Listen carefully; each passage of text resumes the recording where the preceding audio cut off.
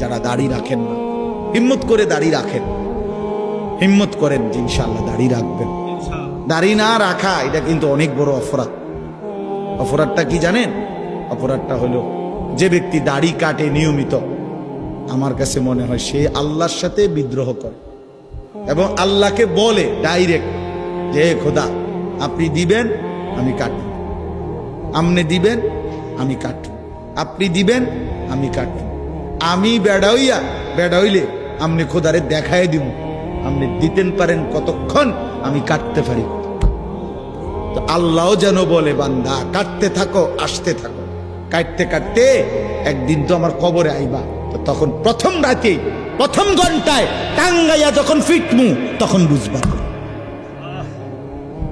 মাতবুরি ছুটাই দেবো তোমার প্রথম ঘন্টাতে দেব, কবরের প্রথম ঘন্টা।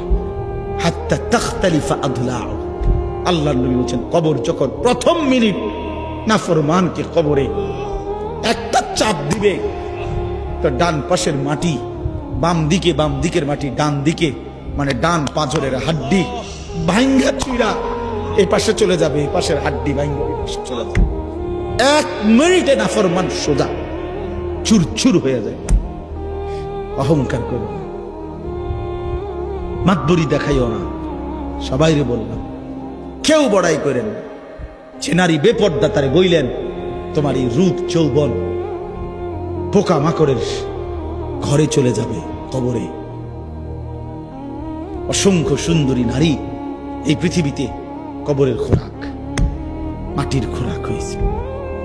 আল্লাহ তাআলা আমাদের সবাইকে তৌফিক দান করেন। হিম্মত করলাম তো ইনশাআল্লাহ, 5 ওয়াক্ত নামাজ পড়বো তো ইনশাআল্লাহ। আল্লাহ তৌফিক দান করেন।